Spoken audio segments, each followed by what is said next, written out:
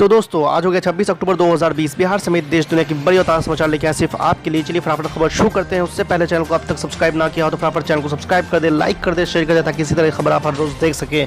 चलिए शुरू करते हैं आज की पहली बड़ी खबर। महाराष्ट्र के मुख्यमंत्री उद्धव ठाकरे ने रविवार को कहा है कि अगर भाजपा देश की अर्थव्यवस्था में सुधार के बजाय सरकार गिराने में दिलचस्पी लेती रही तो अराजकता फैल जाएगी। शिवसेना के वार्षिक दशहरा रैली को संबोधित कर रहे ठाकरे ने भाजपा को चुनौती दी है कि उनकी 11 महीने पुरानी सरकार गिरा कर दिखाए। उन्होंने कहा है कि पहले भाजपा केंद्र में अपनी सरकार को बचाए। ठाकरे ने प्रधानमंत्री नरेंद्र मोदी का नाम लिए बिना कहा कि लोगों ने अब सोचना शुरू कर दिया है कि आपको छोड़कर कोई और करेगा। उन्होंने कहा कि अर्थव्यवस्था में सुधार के बजाय सरकारों को गिराने के लिए कदम उठाए गए, हम अराजकता की ओर बढ़ रहे हैं। उन्होंने कहा कि महामारी में कोई राजनीति कैसे कर सकता है, लेकिन शिवसेना के हिंदुत्व पर सवाल उठाया जा रहा है। महाराष्ट्र सरकार और मुंबई पुलिस की छवि खराब की जा रही है। आज की दूसरी बड़ी खबर, लोक जनशक्ति पार्टी के राष्ट्रीय अध्यक्ष चिराग पासवान ने दावा किया है कि अगर उनकी पार्टी सत्ता में आती है तो मुख्यमंत्री नीतीश कुमार सलाखों के पीछे होंगे। बिहार विधानसभा चुनाव 2020 में अपने प्रत्याशियों के पक्ष में प्रचार करने के लिए चिराग पासवान रविवार को बक्सर के डुमरांव पहुंचे थे। यहां पर एक जनसभा को संबोधित करते हुए चिराग पासवान ने नीतीश सरकार पर कई सवाल उठाए हैं। चिराग पासवान ने कहा है कि जो मुख्यमंत्री भ्रष्टाचारी हो, जो मुख्यमंत्री युवा विरोधी हो, जो मुख्यमंत्री बिहार को बर्बाद कर दे, जो मुख्यमंत्री युवाओं को पलायन के लिए मजबूर करे, क्या ऐसे मुख्यमंत्री को मुख्यमंत्री बने रहना चाहिए? क्या उसको बदलना चाहिए कि नहीं बदलना चाहिए? इसके बाद चिराग पासवान ने कहा कि जिन लोगों ने भ्रष्टाचार किया उनका क्या करना चाहिए? जेल भेज देना चाहिए। आज चिराग पासवान आप लोगों से वादा करके जाता है कि जो घोटाला हुआ, जितना भ्रष्टाचार हुआ, चाहे वो किसी अधिकारी ने किया हो, मुख्यमंत्री स्वयं किया हो, लोजपा की सरकार बनते ही सबकी जांच कराई जाएगी और जेल भेजा जाएगा। इस दौरान चिराग पासवान ने कहा कि इस बात का जिक्र हमने अपनी घोषणा पत्र में भी किया है। आज की तीसरी बड़ी खबर, मध्य प्रदेश में कांग्रेस की मुश्किलें कम होने के नाम नहीं ले रही है। मध्य प्रदेश कांग्रेस और शीर्ष नेता पूरी तैयारी के साथ उपचुनाव के लिए जुटे हुए हैं। इस बीच कांग्रेस को एक और झटका लगा है। दमोह से कांग्रेस विधायक राहुल लोधी ने विधानसभा से इस्तीफा दे दिया है। प्रोटेम स्पीकर रमेश्वर शर्मा ने राहुल सिंह का इस्तीफा स्वीकार कर लिया है। कांग्रेस से इस्तीफा देने वाले वो चौथे विधायक हैं।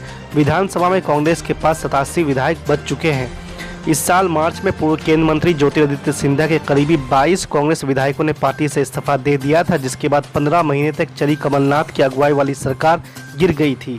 इसके बाद शिवराज सिंह चौहान फिर से मुख्यमंत्री की कुर्सी पर काबिज हुए थे। बता दें कि मध्य प्रदेश में 28 विधानसभा सीटों पर उपचुनाव हो रहा है। आज की चौथी बड़ी खबर, अभिनेता और पूर्व सांसद शत्रुघ्न सिन्हा ने महागठबंधन के मुख्यमंत्री उम्मीदवार तेजस्वी यादव की ओर से किए गए 10 लाख नौकरी देने के वादे का समर्थन किया है। साथ ही शत्रुघ्न सिन्हा ने बीजेपी के 19 लाख रोजगार सृजन के वादे पर भी हमला बोला है। शत्रुघ्न सिन्हा ने शनिवार को कहा है कि तेजस्वी यादव ने जो युवाओं को 10 लाख नौकरी देने की बात कही है, मुझे भरोसा है कि वो इस वादे को पूरा करेंगे। तेजस्वी यादव जो कहता है वो करता है और जो करता है वही कहता है। शत्रुघ्न सिन्हा ने कहा कि बीजेपी ने दूसरी तरफ 19 लाख रोजगार का अवसर पैदा करने की बात कही है। बीजेपी लोगों को तारा दिखा रही है। तेजस्वी की तारीफ करते हुए शत्रुघ्न सिन्हा ने उन्हें बिहार का भविष्य बताया है। बीजेपी के पूर्व नेता ने कहा है कि मैंने पहले ही कहा था कि तेजस्वी यादव बहुत होनहार है और भविष्य का चेहरा है। तेजस्वी युवा शक्ति के प्रतीक है और राजनीति उन्हें भले ही विरासत में मिली हो, लेकिन उन्हें ट्रेनिंग काफ़ी अच्छी मिली है। जिस तरीके से अपने ज़माने में इंदिरा गांधी ट्रेंड होकर राजनीति में आई थी, वैसे ही तेजस्वी यादव भी आए हैं। आज की पांचवी बड़ी खबर, ऑल इंडिया मस्जिद इत्तेहादुल मुस्लिमीन के राष्ट्रीय अध्यक्ष असदुद्दीन अवैसी चुनावी जनसभा को संबोधित करने बिहार पहुंचे थे। चुनावी सभा के दौरान असदुद्दीन अवैसी ने फिर से एक बार CAA NRC का मुद्दा उठाया। असदुद्दीन अवैसी ने अपने गठबंधन के प्रत्याशी के लिए वोट करने की अपील की। चुनावी सभा में अवैसी ने CAA NRC के मुद्दे पर जोर दिया। उन्होंने कहा कि केंद्र की सरकार और राज्य की सरकार इस मुद्दे पर खामोश है। NRC का प्रभाव केवल मुसलमानों पर नहीं बल्कि हिंदुओं पर भी पड़ रहा है। दलित भी इससे प्रभावित हो रहे हैं। ओवैसी ने कहा कि असम में ये देखने को मिला कि 20 लाख लोग इसमें प्रभावित हुए, उनमें 15 लाख हिंदू ही थे। मजलिस का हर उम्मीदवार जो सीमांचल से लड़ रहा है, पटना में इनकलाब आएगा, पटना में सीमांचल का जलजला आएगा, पटना की कुर्सी पर जो कुछ बैठेगा उसको हम उस वक्त तक चैन से बैठने नहीं देंगे जब तक के सीमांचल की जमीन पर बसने वालों से इंसाफ नहीं किया जाएगा। इसीलिए हमारा हर जलसे में नारा होगा कि सीमांचल जिंदाबाद, सीमांचल जिंदाबाद, सीमांचल जिंदाबाद। अहम बात आज 7वीं बात यह है कि यहां से आरजेडी के जो उम्मीदवार हैं 35 साल से वो सियासत में कई मर्तबा उनको आपने अपना विधायक अपना एमएलए बनाया, कांग्रेस के भी है और आरजेडी के साथ भी है।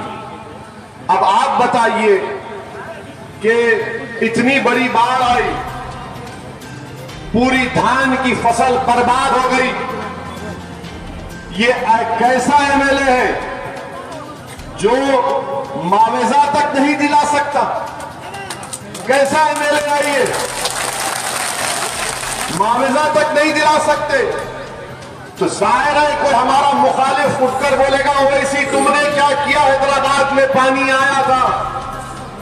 मैं हैदराबाद के घरों में जब पानी आया तो हमने अपने चीफ मिनिस्टर के घर पर जाकर रात के 11 बजे उनको उठाकर मुलाकात करके कहा कि चीफ मिनिस्टर साहब घर में पानी आया है, तमाम घर का सामान खराब हुआ है। तो हमारे चीफ मिनिस्टर ने कहा कि क्या करना चाहिए? मैंने कहा पैसा देना पड़ेगा।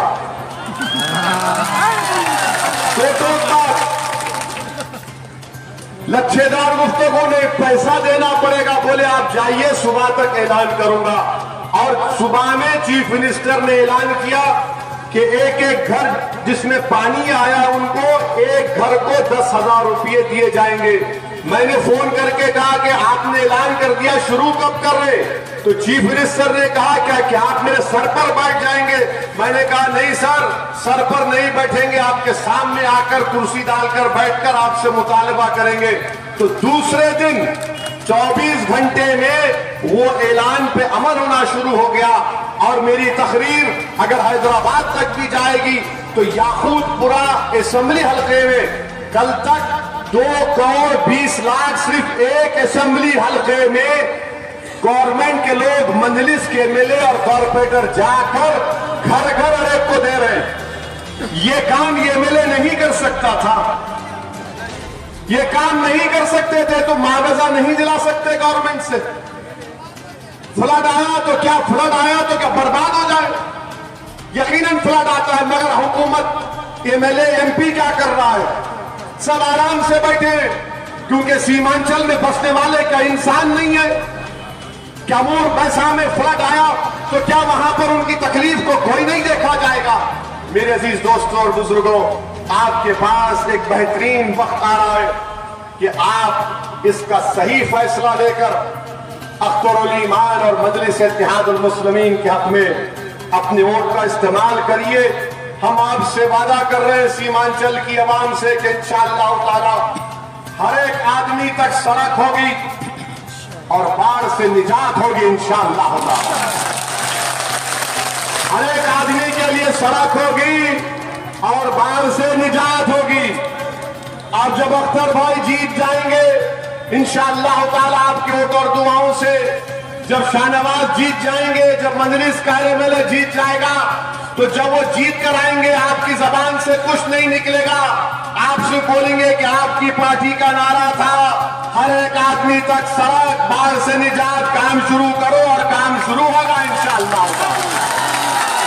दखन में गुलबर्गा कर्नाटका में 371 के तहत एक कमीशन बनाया गया।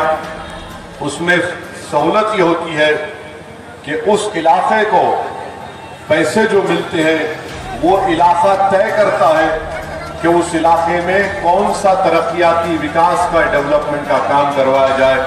तो कुशवाहा साहब ने मुझसे कहा कि ओवैसी साहब आप अमूर जा रहे हैं, आप इस बात का ऐलान कर दीजिए कि डेमोक्रेटिक सेक्युलर अलायंस फ्रंट इस बात के लिए राजी है कि इंशाअल्लाह ताला हम आर्टिकल 371 के तहत बिहार में सीमांचल को इस तरह का मौका देंगे इंशाअल्लाह ताला।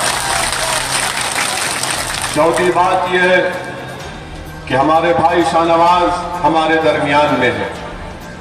मैं यकीनन मेरे दिल से हमेशा दुआ निकलती, ये मैं कोई सियासी मकसद के लिए नहीं कह रहा हूं या आपके वोट बटोरने के लिए कह रहा हूं, बल्कि मैंने जनाब शाहनवाज साहब के वालिद मरहूम जनाब तस्लीमुद्दीन साहब रहमतुल्लाह अलैह को बहैसियत रुकने पार्लिमान बड़ी करीब से देखा है, बड़े करीब से देखा है और मेरी सियासी जिंदगी मुख्तसर है।